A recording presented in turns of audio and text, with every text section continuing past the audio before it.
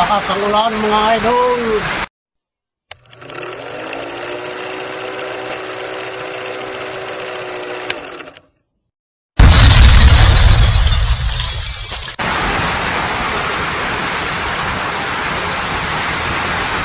hinihintay namin. Kasi bitak na yun pala yan, walang tubig mga idol. Kasi umulan, medyo mababa na. May kalating oras na umulan mga idol.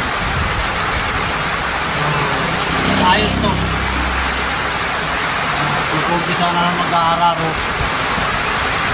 Magkakatubig yung pala yan. Ayan. Medyo malakas ang ulan. Ano ba yan? Kailangan namin yan. Pagsasakay ang tubig ngayon.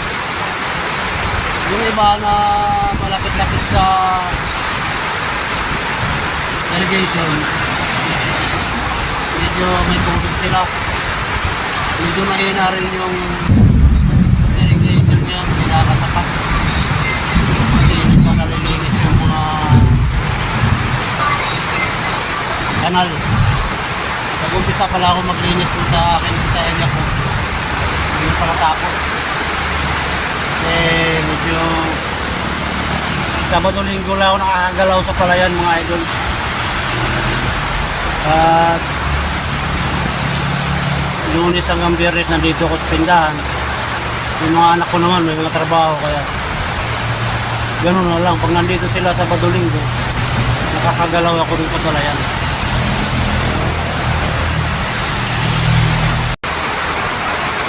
Ang ulan.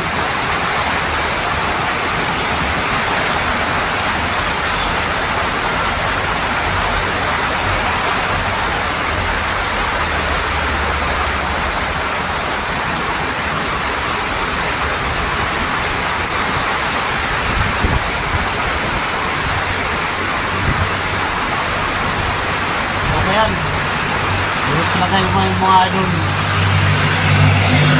Lakas ng ulan na ito. Kasi bagong ulan. Napakarami pala ngayon sa bukid.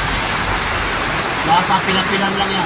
Medyo madamo pa pero malabasan mo ngayon. Basta ganitong bagong ulan mga idol. Dahil pala kami.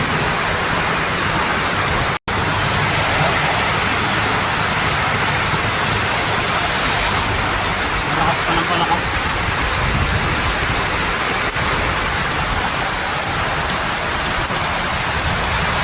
Hihintay ng mga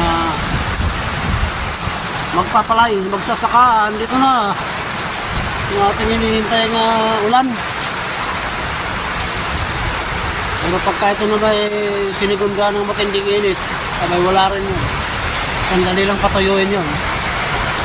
Pero pag umulan ng mga isa, dalawa, tatlong araw, bababaran na yun, lalambot na yung lupa doon mga idol.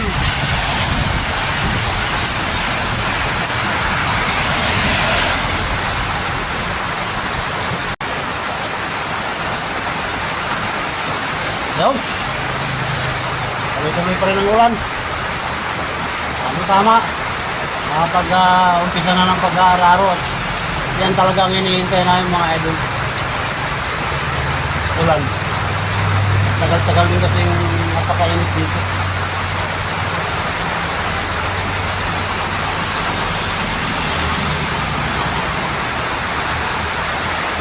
Ay, maraming natutuwa dyan sa ulan na yan.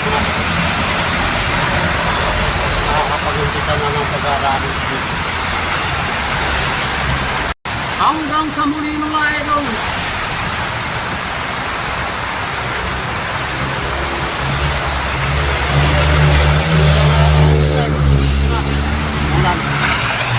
Sa susunod, medyo magbubukid naman tayo. Doon naman tayo sa bukid magchikahan mga idol. Okay, God bless yung lahat. Bye-bye. Bye-bye. Ingat kayo lahat. Ingat. Bye-bye.